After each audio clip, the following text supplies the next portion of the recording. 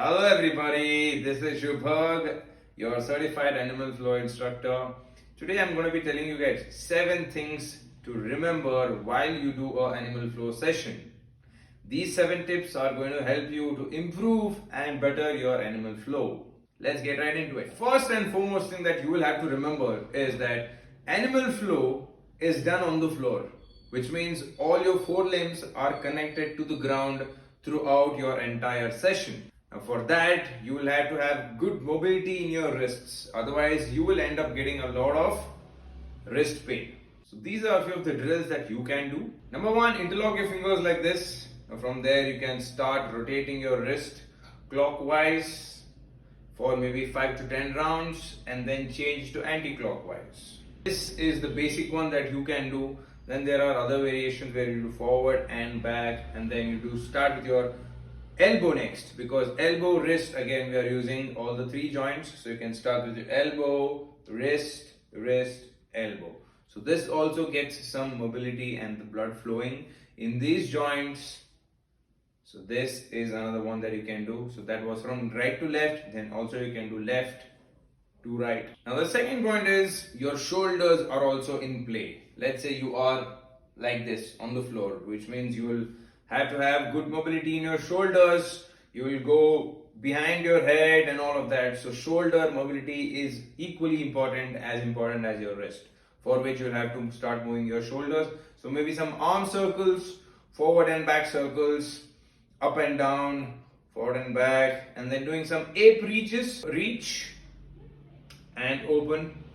These are few of the things that you can do to mobilize your shoulders and get the blood flowing. Now doing 10 repetitions of each of these that I've told for about 30 seconds to 40 seconds, and then changing it until you feel the burn. Don't change it. Once you feel the burn is when you start changing it. Point number 3 is your core.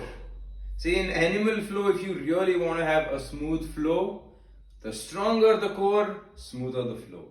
Stronger the core, better you look while you're doing the movements. So core control is very, very important. So you'll have to activate your core. For that, you can do these drills. So these are a few of the drills, right? You can do some static holds of beast, static holds of crab.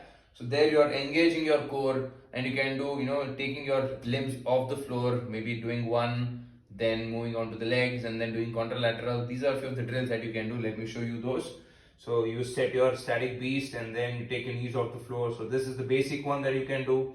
From there you can challenge yourself by taking your limbs off the floor. You start with your right, then move on to the left. And I'm not holding it for seconds. You guys can do it. Holding it for 5 seconds on the right, 5 seconds on the left. And then you move on to the arms, right? See, I'm not bending my elbows. I'm just taking my arms off the floor while maintaining the beast position. So doing drills like this will activate your core. Same thing can be done with your crab as well. So you set your crab, from there taking your limbs off the floor. Your arms, your legs, all these things can be taken maybe 1 inch off the floor, right? So this really activates your core. Now point number 4 is moving through the end ranges, right? For example, you're doing a crab reach, then you're taking your hip to the end range of its motion. You're taking your shoulder to the end range. You're taking your thoracic spine to the end range. So that way you're getting some good stretch in the muscles. For example, let's say I'm doing a crab reach, right?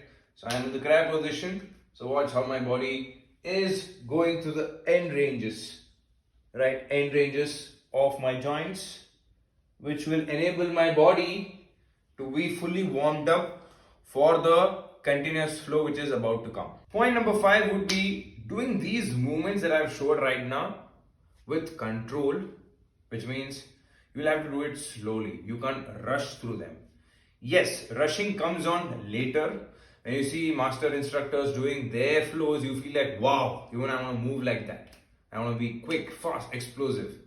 But if you want to be able to master those movements without mastering it doing slowly, there is no way that you can master doing things fast. So for that purpose, I want you to do the movements very slowly. The loaded beast position, wave unload. So I will do it as slowly as possible, engaging each muscle in my body. completely squeezing my core and feeling where am I actually finding it hard to do this movement. That way, I understand that okay, this is where my body is breaking down. This is where I am not able to maintain that grace through the movement. So doing things slowly will give you a lot of clarity. Point number 6, and probably the most important one, is making sure that you have an animal flow instructor who is teaching you before you try these movements on your own. Because I see a lot of people doing things wrongly. There's no harm in doing it wrongly, but if you want to get the things right, then getting an instructor and doing it with them at least once or twice, then trying it on your own, that is something that will really help you. So yes, have your animal flow instructor with you. Point number 7 is understanding that there are few movements in animal flow where you will have to hold your breath. For example, you are in a static beast position. If you let go of the breath, which means if you don't activate your core, then you will lose the shape. So controlling your breath is very, very, very important in animal flow. When you see animal flow instructors doing their movements, they are doing a lot of shh, cha, they are not doing it just to show off, which many people think actually, but it is to control your breath. You're holding breath in few areas and then you're releasing it. So every time you want to push some energy, every time you want to conserve some energy, store some energy in the body so that you can complete that movement, you hold on to that energy. So one way to do that is by doing, like I said, your static holds, right? So that way you will really get a good control of how to hold your breath and breathing in bits and pieces, like that is a very, very important tip that my coach told me when I started my animal flow journey. So let's say I start this, I'm holding it. Little, take it in, out, take it in, out. Don't leave it completely, don't hold it completely. Bits and pieces of your breathing.